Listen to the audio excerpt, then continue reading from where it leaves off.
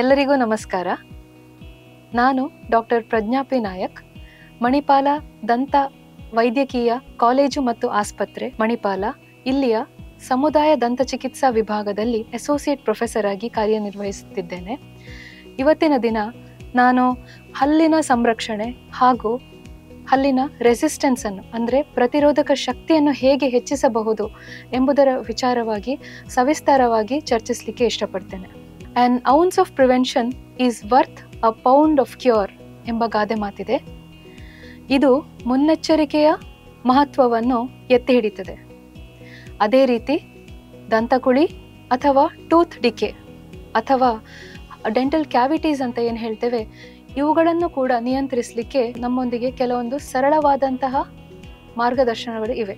ಮೊದಲನೇದಾಗಿ ಡೆಂಟಲ್ ಪ್ಲಾಕನ್ನು ನಾವು ಸರಿಯಾದ ರೀತಿಯಲ್ಲಿ ಸರಿಯಾದ ಕ್ರಮದಲ್ಲಿ ನಮ್ಮ ಟೂತ್ ಬ್ರಷ್ಗಳಿಂದ ಸ್ವಚ್ಛಗೊಳಿಸುವುದರಿಂದ, ಅದೇ ರೀತಿ ಕ್ಲೋರೆಕ್ಸಿಡಿನ್ ಅಂತ ಮೌತ್ ರಿನ್ಸ್ಗಳನ್ನು ಉಪಯೋಗಿಸುವುದರಿಂದ, ಹಾಗೆ ಹಲ್ಲುಗಳ ಸಂದಿನಲ್ಲಿ ಸಿಲುಕು ಹಾಕ್ಕೊಂಡಿರುವಂತಹ ಆಹಾರ ಪದಾರ್ಥಗಳನ್ನು ಡೆಂಟಲ್ ಫ್ಲಾಸ್ನ ಮೂಲಕ ಸ್ವಚ್ಛಗೊಳಿಸುವುದರಿಂದ ನಿಯಂತ್ರಿಸಲಿಕ್ಕೆ ಸಾಧ್ಯ ಉಂಟು.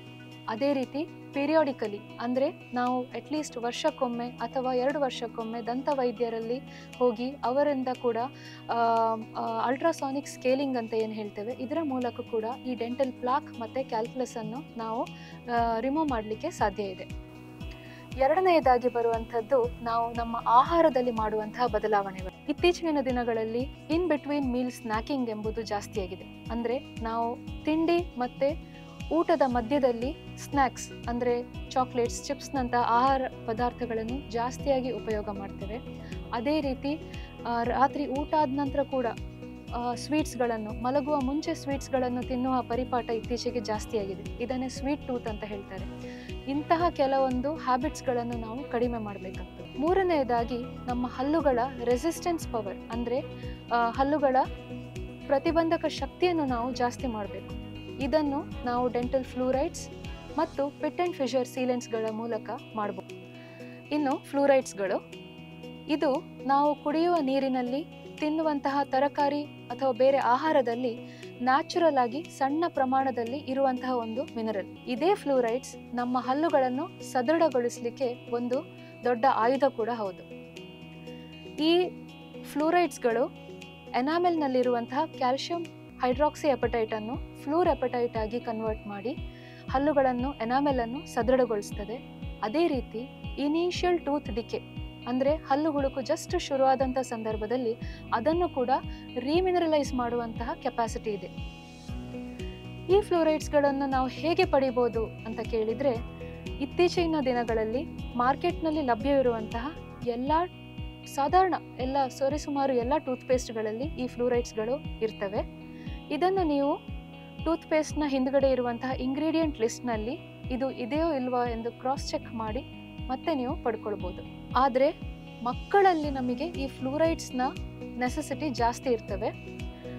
ಸುಮಾರು 6ರಿಂದ 15 ವರ್ಷಗಳ ಮಕ್ಕಳಲ್ಲಿ ಯಾವಾಗ ಅವರಲ್ಲಿ ಪರ್ಮನೆಂಟ್ ಹಲ್ಲುಗಳು ಹುಟ್ಟುತ್ತವೋ ಆವಾಗ ಆ ಹಲ್ಲುಗಳಿಗೆ ಸಂರಕ್ಷಣೆ ಮತ್ತು ಪ್ರತಿರೋಧಕ ಶಕ್ತಿಯನ್ನು ಜಾಸ್ತಿ ಮಾಡಲಿಕ್ಕೋಸ್ಕರ ಈ ಫ್ಲೂರೈಡ್ಸ್ನ ಟ್ರೀಟ್ಮೆಂಟನ್ನು ನೀವು ದಂತವೈದ್ಯರಲ್ಲಿ ಪಡ್ಕೊಳ್ಬೋದು. ದಂತವೈದ್ಯರು ಮಕ್ಕಳ ಹಲ್ಲನ್ನು ಪರೀಕ್ಷಿಸಿ ಒಂದು ವೇಳೆ ಅವರಿಗೆ ನೆಸೆಸಿಟಿ ಇದೆ ಎಂದು ಸಜೆಸ್ಟ್ ಮಾಡಿದ್ದಲ್ಲಿ ಈ ಫ್ಲೂರೈಡ್ಸ್ನ ಟ್ರೀಟ್ಮೆಂಟನ್ನು ಪಡ್ಕೊಳ್ಬೋದು. ಈ ಫ್ಲೂರೈಡ್ಸ್ಗಳನ್ನು ಲೇಪನ ರೀತಿಯಲ್ಲಿ ಅಂದರೆ ಫ್ಲೂರೈಡ್ ಜೆಲ್ ಅಥವಾ ಫೋಮ್ ಅಥವಾ ಫ್ಲೂರೈಡ್ ವಾರ್ನಿಷ್ನ ರೀತಿಯಲ್ಲಿ ಅದನ್ನು ಟ್ರೀಟ್ಮೆಂಟನ್ನು ಕೊಡ್ತಾರೆ. ನೆಕ್ಸ್ಟ್ ಸೀಲೆಂಟ್ಸ್ಗಳು. ನಾವು ಜಗಿಯುವಂತಹ ಹಲ್ಲಿನ ಭಾಗ ಅಂದರೆ ಚ್ಯೂವಿಂಗ್ ಸರ್ಫೇಸಸ್ ಏನಿದೆ, ಈ ಸರ್ಫೇಸಸ್ನ ಮೇಲೆ ನಾವು ತೆಳುವಾದ ಬಿರುಕುಗಳನ್ನು ನೋಡ್ತೇವೆ. ಈ ಬಿರುಕುಗಳನ್ನೇ ನಾವು ಪಿಟ್ ಆ್ಯಂಡ್ ಫಿಶರ್ಸ್ ಅಂತ ಹೇಳ್ತೇವೆ. ಕೆಲವೊಂದು ಜನರಲ್ಲಿ ಈ ಪಿಟ್ಸ್ ಆ್ಯಂಡ್ ಫಿಶರ್ಸ್ ಬಹಳಷ್ಟು ಆಳವಾಗಿ ನ್ಯಾರೋ ಆಗಿ ಇರ್ತದೆ. ಈ ಫಿಶರ್ಸ್ನಲ್ಲಿ ನಾವು ತಿಂದಂತಹ ಆಹಾರಗಳು ಸಿಲುಕಿ ಹಾಕ್ಕೊಂಡಾಗ ಅದನ್ನು ಸ್ವಚ್ಛಗೊಳಿಸುವುದು ಕ್ಲಿಷ್ಟಕರವಾಗ್ತದೆ.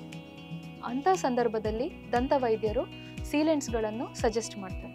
ಇದು ಕೂಡ ಸುಮಾರು 6ರಿಂದ 15 ಅಥವಾ 18 ವರ್ಷದವರಲ್ಲಿ ನಾವು ಜಾಸ್ತಿಯಾಗಿ ರೆಕಮೆಂಡ್ ಮಾಡ್ತೇವೆ.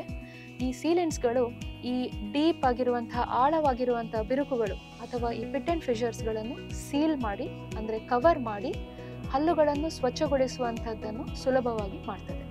ಅಂತಿಮವಾಗಿ ಹೇಳುವುದಾದರೆ ಮುನ್ನೆಚ್ಚರಿಕೆ ಆರೋಗ್ಯದ ಕೀಲಿ ಎಂಬ ಮಾತಿದೆ. ಇದು ಈ ರೀತಿಯ ಮುನ್ನೆಚ್ಚರಿಕೆ ಅಥವಾ ಪ್ರಿವೆನ್ಷನ್ ಚಿಕಿತ್ಸೆಗಿಂತ ಜಾಸ್ತಿ ಪರಿಣಾಮಕಾರಿಯೂ ಹೌದು, ಕಡಿಮೆ ವೆಚ್ಚದ್ದು ಹೌದು, ಹಾಗೂ ಕಡಿಮೆ ನೋವಿದ್ದು ಕೂಡ ಹೌದು. ಹಾಗಾಗಿ ನಾವು ದಂತಕುಳಿ ಅಥವಾ ಟೂತ್ ಡಿಕೆಯ ನಿಯಂತ್ರಣವನ್ನು ಡೆಂಟಲ್ ಪ್ಲಾಕ್ನ ನಿಯಂತ್ರಣ ಮಾಡಿ, ಹಾಗೆ ನಮ್ಮ ಆಹಾರದಲ್ಲಿ ಮಾಡುವಂತಹ ಸಣ್ಣ ಬದಲಾವಣೆಗಳಿಂದ ಮತ್ತು ಹಲ್ಲುಗಳ ಪ್ರತಿರೋಧಕ ಶಕ್ತಿಯನ್ನು ಜಾಸ್ತಿ ಮಾಡಲಿಕ್ಕೆ ಸಾಧ್ಯ ಇದೆ. ಹಲ್ಲುಗಳ ಪ್ರತಿರೋಧ ಶಕ್ತಿಯನ್ನು ನಾವು ಫ್ಲೂರೈಡ್ಸ್ ಮತ್ತು ಸೀಲೆಂಟ್ಸ್ಗಳ ಮೂಲಕ ಮಾಡ್ತೇವೆ.